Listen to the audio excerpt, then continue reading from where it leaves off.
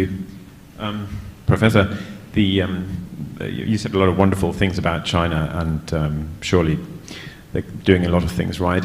But how do you reconcile the fact that to make it work for China, it seems to be based on a high level of repression,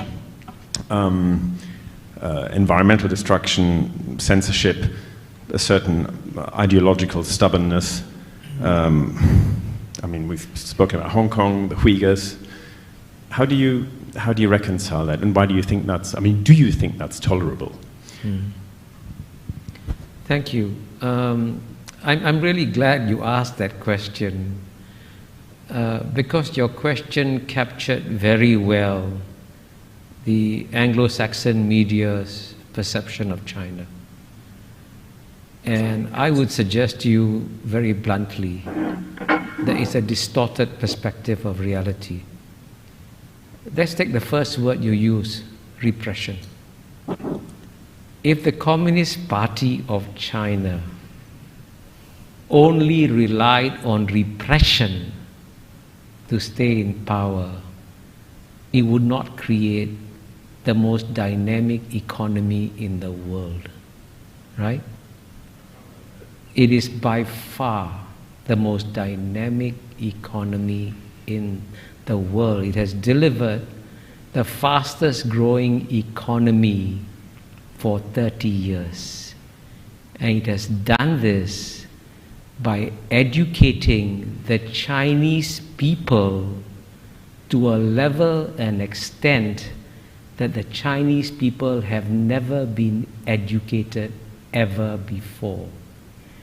And you say it's repression. You obviously are taking the old Cold War mindset. I was in Moscow in 1976, and I saw repression in Moscow.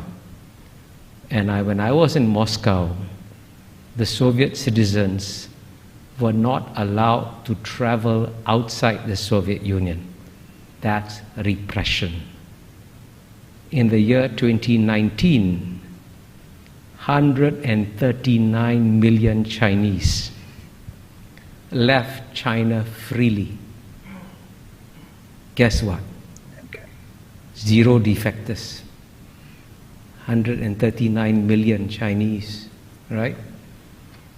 That's twice the population of the UK. Went back to China. So all your description, when you say environmental degradation, China's climate change policies are far more responsible than those of the United States, which has not once, but twice withdrawn from global environmental protocols. Kyoto Protocol, the Bush administration left 8 years. Paris Accords, Trump administration left 4 years. And you know what? The reason why we're having climate change today is not because of new flows of greenhouse gas emissions from China and India.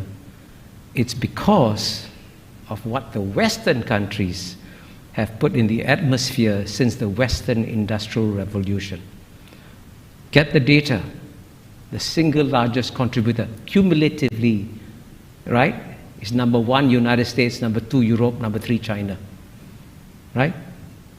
And the West wants China to pay an economic price for the current flows, but the West doesn't want to pay an economic price for what it put in the atmosphere. You want to deprive the Indians of electricity when the United States could just, by the way, if the United States could impose $1 a gallon tax, that would save the world. Cut down gasoline consumption, raise money for investment in green technology. Simple solutions.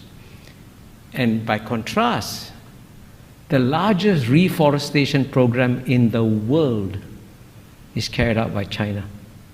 It has already reforested an area the size of Belgium or bigger, right?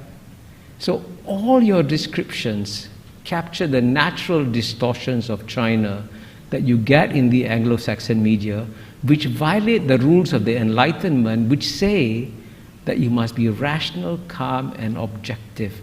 especially in understanding your adversary. And if the Chinese were as stupid and as incompetent as you describe them to be, don't worry about them. But I can assure you, you are now dealing with a far more intelligent and rational actor that doesn't fit any of the Anglo-Saxon categories that you applied to them. Please forgive my bluntness. Now you're putting words into my mouth.